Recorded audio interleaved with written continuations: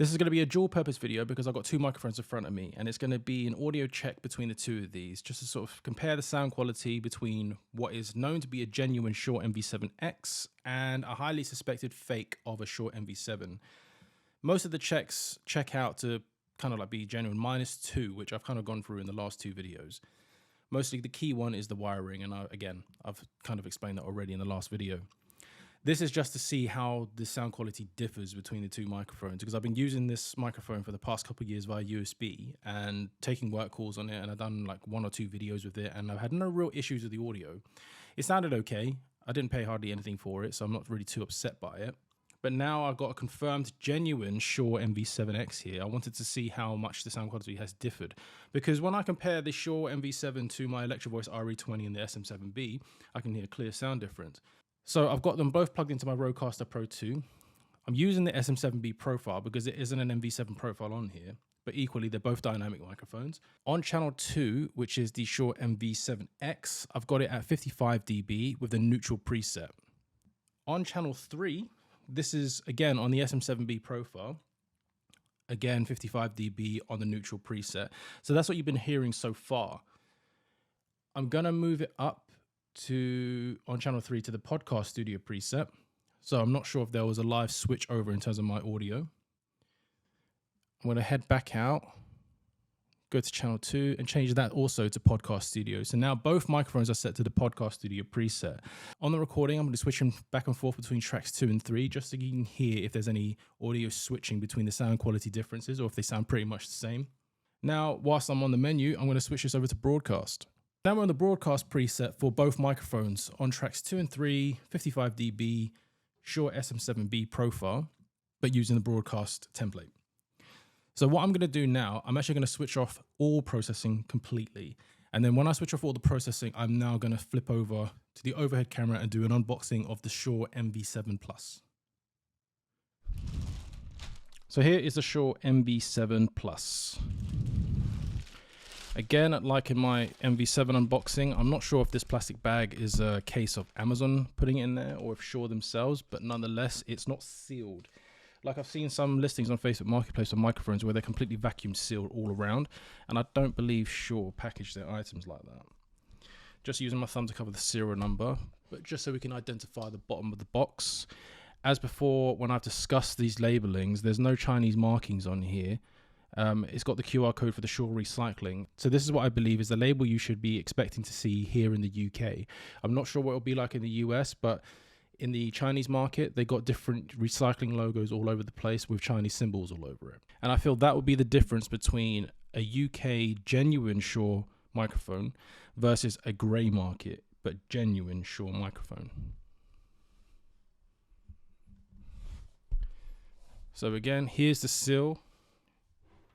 Closed up. Just going to cut that open. And then the typical logo of Welcome to Better Sound.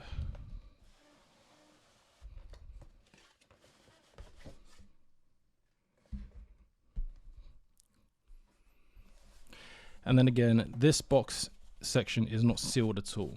So if we just open that up, we take this card off, it's just a cover on that. Quick start guide, which no one ever reads. Some warranty documentation. Just a random slip. So here they've provided a USB to USB-C cable.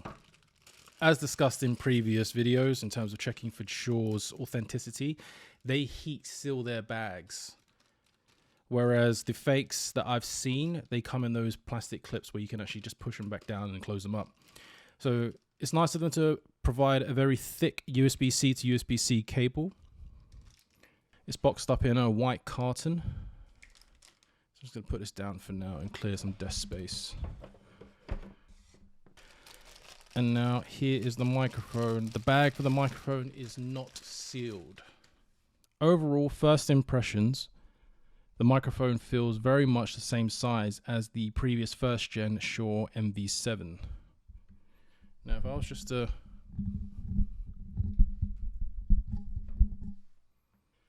just so I can use the MV7X as a side-by-side comparison. So if I line up side-by-side with the screw handles on each side, they both feel identical on that one. The depth of the back of the microphone is the same. However, I believe the windshield here is slightly longer on the new MV7 Plus. I believe this is their way of helping against plosives, because I saw the reviews of these Shure MV7s, and one of the biggest criticisms was the plosives. Now the plosives, I'm speaking quite closely to these microphones now, the plosives are a gust of wind with every sort of, with P's and T's. So you might have heard quite a bit of a pop just now when I gave that example. What people were doing in the past, and a couple fixes that I saw, is that you remove the wind cap, the windshield, and then you replace it with a Shure SM7B windshield on there, which I do actually have down here below, but I won't change it over for now. But the Shure MV7 Plus now naturally just has a longer windshield. The microphone otherwise looks pretty much the same.